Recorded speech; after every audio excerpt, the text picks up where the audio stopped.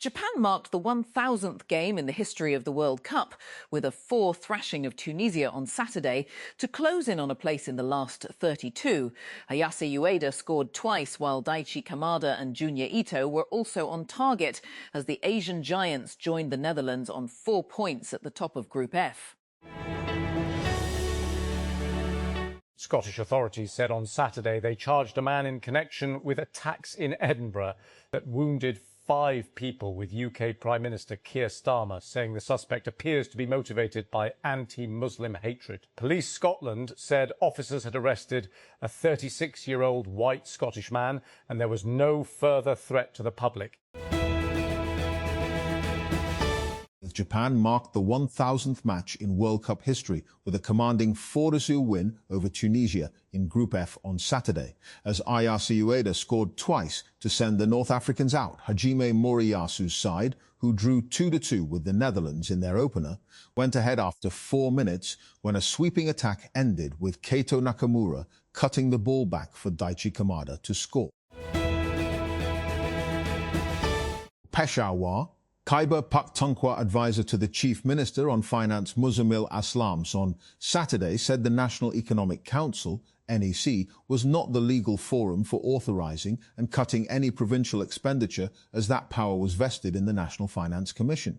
Addressing the post-budget briefing at the Civil Secretariat along with Information Minister Shafi Yan, Mr Aslam said there was no legal forum for the purpose other than the NFC. Pakistan's Prime Minister Shehbaz Sharif and Chief Army Staff Field Marshal Azam Munir have arrived in Switzerland to take part in high-level negotiations aimed at pushing forward a ceasefire framework between Iran and the United States. Al Jazeera reported the talks are being held in Bergenstock, where US Vice President J.D. Vance is also expected to participate. According to Pakistan, is mediating alongside Qatar, which is expected to join a Tatar, which is also expected to join the discussions. The fate of Lebanon could determine whether the recently signed MOU between the US and Iran survives. True to form, Israel is doing all possible to ensure the nascent peace deal is destroyed before the proverbial ink dries, as it continues to mercilessly pound Lebanon. While a supposed ceasefire was announced on Friday, Israeli attacks in Lebanon continued yesterday, with a large number of casualties reported, as the Zionist state hit both the southern and eastern parts of the Arab state in apparent pursuit of its arch-foe Hezbollah. While the budget session in the federal and provincial assemblies is in progress, some members of the 2 houses of Parliament have again raised the need for an independent office within Parliament to provide an unbiased analysis of the annual budget to the legislators. The argument is that if members of Parliament have to debate various aspects of the budget as informed legislators and exercise oversight on the executive's produced budget, they need support from an entity which is outside the control of the executive, so that the numbers produced by the Ministry of Finance for the budget and by the Ministry of Planning and Development for the Public Sector Development Programme can be scrutinised and independently verified before the parliamentarians provide their feedback and input during the budget debate. Samuel Huntington is making a comeback. In his 1996 book, The Clash of Civilizations, the American political scientist deeply divided academic opinion by arguing that culture, rather than ideology, would drive post-Cold War conflicts. In 2019, the British political theorist Christopher Coker wrote that the contemporary concept of the civilizational state serves as a real-world evidence of Huntington's core thesis. According to Coker, culture, rather than ideology, has become the primary currency of international politics. My brother was murdered for not paying an extortion payment in front of his children. Edilma Martinez Flores said at a support centre for displaced people in Bogotá. She fled her home on the outskirts of Cali in the southwest after armed criminal groups handed out leaflets ordering residents to leave or face violence. Israeli strikes in Gaza have killed at least 6 people, including an Al Jazeera cameraman and at least 1 child, according to health officials and rescuers. Al Jazeera said it strongly condemns the heinous crime of targeting and killing of its correspondent Ahmed Wisher, who was killed in a strike on a central Gaza home on Saturday. Burning sandalwood thickens the air in a room that's so exclusive only a vanishingly small number of people are allowed to enter.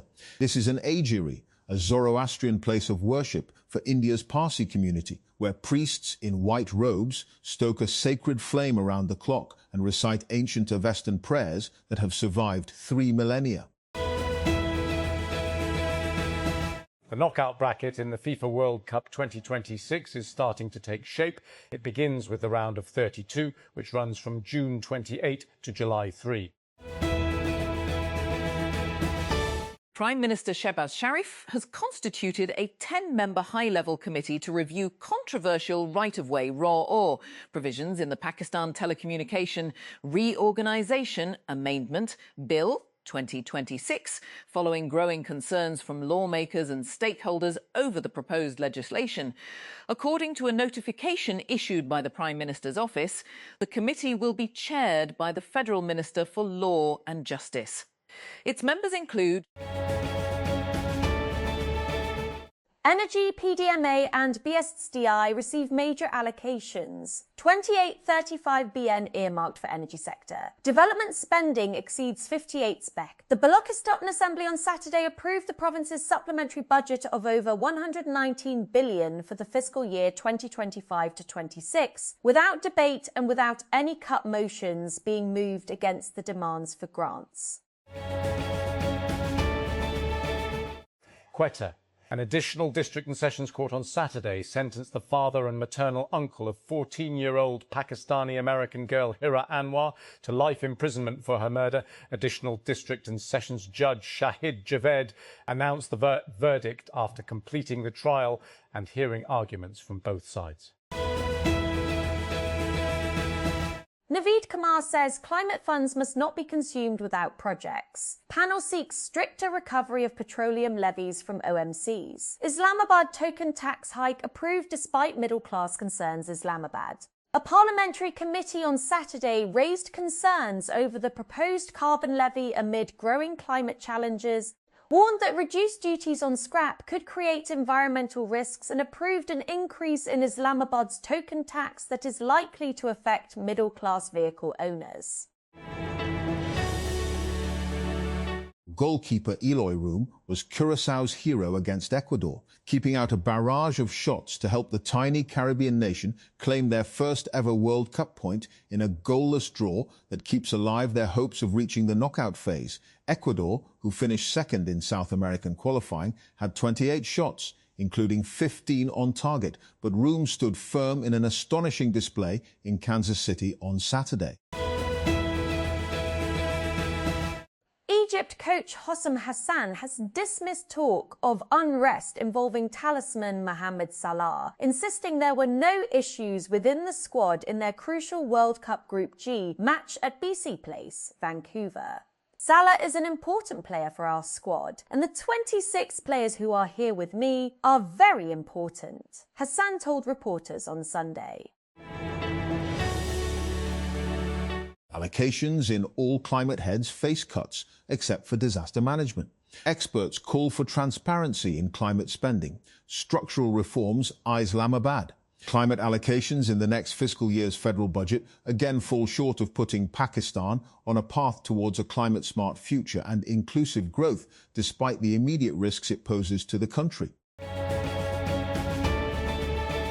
The United States will not ease the travel restrictions on the Iranian team for their World Cup matches in Los Angeles and Seattle, despite the team saying they would lodge a complaint with FIFA. The co-host nation's top tournament official has confirmed the US will continue to assess the Iran squad's travel arrangements, but for now, the original plan remains in place.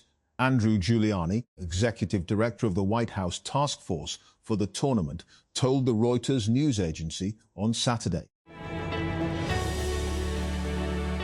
Deniz Undav scored 2 goals off the bench as Germany pulled off a thrilling comeback to beat Ivory Coast 2-1 in their World Cup Group E match, securing their place in the knockout stage for the first time since they won the title in 2014.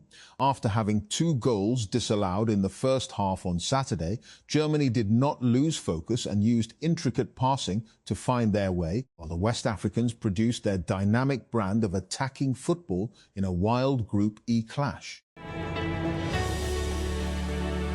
Germany reached the World Cup knockout phase for the first time since 2014 with a dramatic come-from-behind 2-1 victory over Ivory Coast on Saturday. Substitute Deniz Undav scored twice, including the crucial goal 4 minutes into injury time, triggering a massive roar from the overwhelmingly pro-German crowd of 43,000 in Toronto. Ukraine President Volodymyr Zelensky says he has returned Poland's highest honour after his Polish counterpart Karol Nawrocki said he was stripping him of the award. The Polish Order of the White Eagle was bestowed on Zelensky in 2023 by then President Andrzej Duda.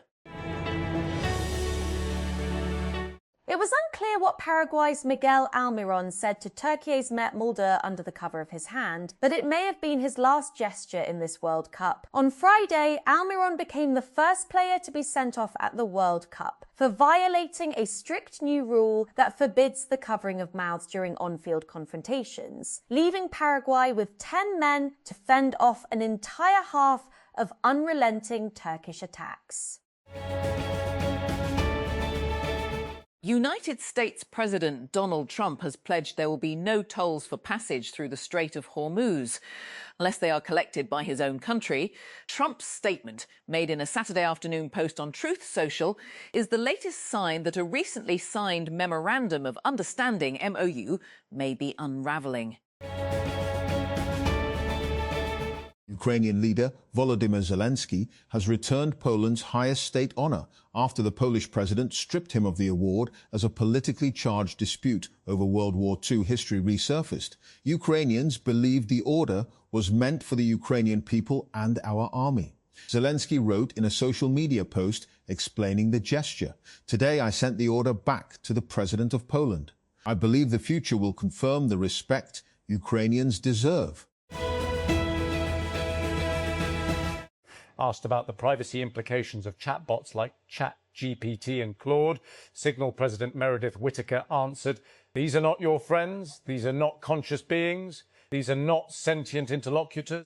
Whittaker made those comments in a broader interview with Bloomberg about policy, privacy and Signal. She acknowledged that she uses AI tools to format a document here and there, but insisted, "I don't ask them questions. I'm very serious about my thinking and writing, and I don't want the process of working through an idea to be foreclosed or eclipsed by the response of a system that's averaging what's already out there." Russian forces have attacked the Ukrainian city of Zaporizhia with glide bombs, killing 5 people, Regional Governor Ivan Fedorov said. In a post on Telegram as on Saturday, Fedorov said that Russian airstrikes had injured 11 people, and the number was rising after the attack destroyed and damaged residential and non-residential buildings. Cody Gakpo and Brian Brobby both scored twice as the rampant Netherlands thrashed Sweden 5-1 in a World Cup warning to the favourites. The big win on Saturday in front of nearly 69,000 at Houston Stadium put the delighted Dutch on the cusp of the knockout rounds and gave them liftoff after being held by Japan. Anyone who's Googled themselves recently knows that it doesn't quite hit the way it used to. Sure, there's everything going on with Google search itself, but there's also an inescapable feeling that web search isn't the canonical source of information that it used to be. With just as many people learning about you and me from chatbots, Thomas Dimson and Joey Flynn had a similar feeling, leading them to create In the Weights. The weights in question are the numerical parameters that shape an AI model's training and output. So the website purports to measure how well a model is able to recall someone without using tools like web search.